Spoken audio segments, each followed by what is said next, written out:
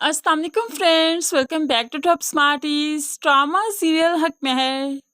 सबसे पहले अगर एहसन की बात करें तो हमने देखा कि हक महर में कुछ मंथ गुजारे गए, जिसके बाद एहसन फिर से अभी तक भी बैग में है। एहसन को तो कभी दिखाया नहीं गया, उसके तो कभी रोने की आवाज़ भी नहीं आई।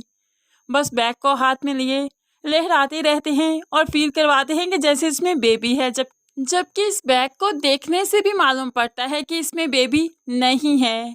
इसके अलावा जबकि इस ड्रामे में कुछ मंथ भी गुजारे गए, तो शुरू से लेकर आज तक ये एहसन सेम बैग में ही हमें क्यों नजर आता है।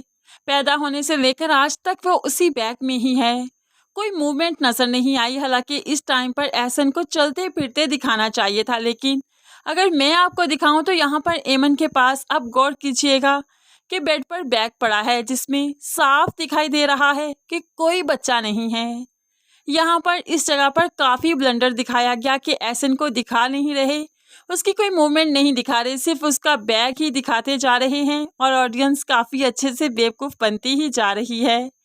खैर, ये तो था इस ड्रामे का ब्लंडर, लेकिन अगर कहानी की बात करें तो विरसा अपना बैग उठाए इस घर में वापस आ जाती है। जूबी और एमन यहाँ पर बैठे बातें कर रहे थे, तो एकदम से हैरान रह गया कि विरसा अब वापस आ गई। लेकिन एमन बहुत खुश होती है, जल्दी से जाकर अपने बेटे को प्यार करती है, और जूबी ये सब कुछ बस देखती ही रह गई, कुछ बोलने की हिम्मत ही नहीं हुई।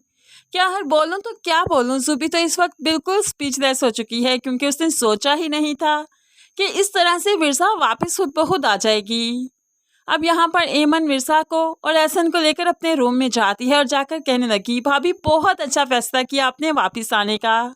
अब यकीन माने भाई आपसे आज भी बहुत मोहब्बत करते हैं, मैं कसम खाकर कहती हूँ कि वो आपसे बहुत मोहब्बत करते हैं और कभी भी।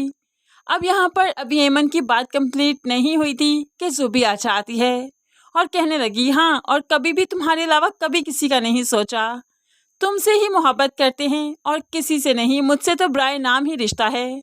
क्यों, यही कहना चाहती थी ना एमन तुम? अब नाहीद, विरसा और एमन जूबी की तरफ मतवज्जो होते हैं। बेशक यही सच है जो कि जूबी ने अपने मुंह से ही बोल दिया। वकार ने जब देखा कि विरसा खुद ब खुद घर वापस आ चुकी है तो वो भी बहुत खुश है। अपनी माँ और विरसा के साथ बैठा बातें कर रहा था कि जूबी आ जाती है, ये वही औरत है वकार, ये वही औरत है जिसे तुमने धक्के देकर इस घर से निकाला था, क्योंकि ये गैर मर्द के साथ तुम्हें मिली थी और वो भी अकेले में। क्या तुम इसके हर गुनाह को भूल चुके हो? और ये बेटा भी तो तुम्हारा नहीं, क्या तुम ये भी भूल चुके हो? अब तो यहाँ पर वकार जूबी को शटअप कॉल दे देता है, अपनी जुबान को बंद रखो, और जूबी भी कह देती है अगर ना बंद करूँ तो वकार उंगली के इशारे से उसे वार्न करते हुए कहने लगा, तो ये जुबान बंद करना मुझे बहुत अच्छे से आती है। अब यहाँ पर दूसरी से तीसरी बार वकार जूबी को तलाक की धमकी दे चुका है, बातों ही बातों में।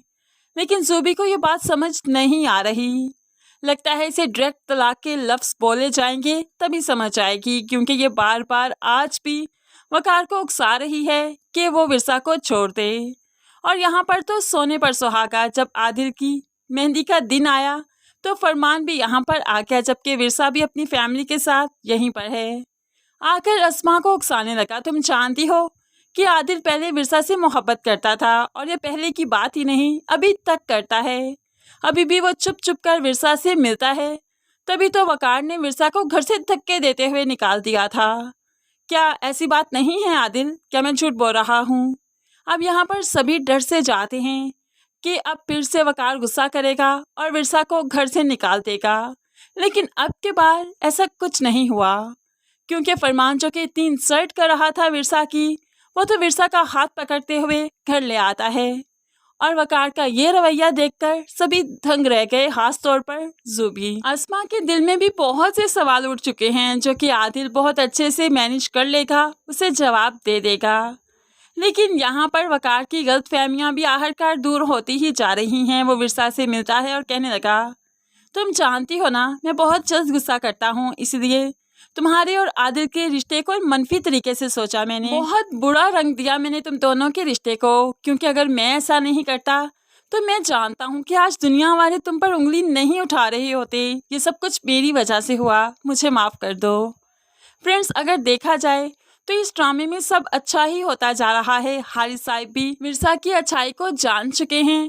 दूसरी तरफ वकार के सामने कुछ भी होता रहे, वो मिर्जा से अब बदगुमान नहीं होता और जूबी से बदगुमान होता ही जा रहा है। यहाँ तक कि वकार ने एहसन को दिल से कबूल भी कर लिया और विरसा का बहुत थैंकफुल है कि विरसा की वजह से उनके घर की इज्जत बहाल रही, एमन पर कोई उंगली नहीं उठी। दूसरी तरफ साद भी सब कुछ जानने के बावजूद भी एमन से शादी करना चाहता है। तो फ्रेंड्स, ये सारी सिचुएशंस इस बात का इशारा है कि ड्रामा अपने एंडिंग पॉइंट पर पहुंच रहा है। बहुत जल्द हमें इसकी लास्ट एपिसोड देखने को मिलेगी, इसलिए तो इसको 10 PM के स्लॉट पर रखा गया और नया ड्रामा तो स्टार्ट हो ही चुका है, गिरहें। क्या आप गिरहें ड्रामा देख रहे हैं? क्या आप हक महर खत्म होने के बाद गिरहें ड्रामा का कंटिन्यू रखना चाहेंगे या नहीं? ज़रूर कमेंट्स में बताइएगा। मज़ीद वीडियोस के बाद चैनल को सब्सक्राइब के साथ बेल नोटिफिकेशन ज़रूर प्रेस कीजिए ताकि आने वाली हर वीडियो आप बहुत आसानी से देख सकें। और फ्रेंड्स, आपको इस हक महर ड्रामा की स्टोरी कैसी लगी? ओवरऑल ये ड्रामा कैसा लगा आपको? हमें तो ये स्टोरी बहुत ज़बरदस्त लगी, बहुत हटके लगी, लेकिन आपकी इस बारे में क्या राय है? ज़रूर कमेंट्स में बताइएगा। दुआओं में याद रखिएगा, अपना बहुत सारा ख्याल रखिएगा। नई वीडियो तक के लिए अल्लाह हाफिज़।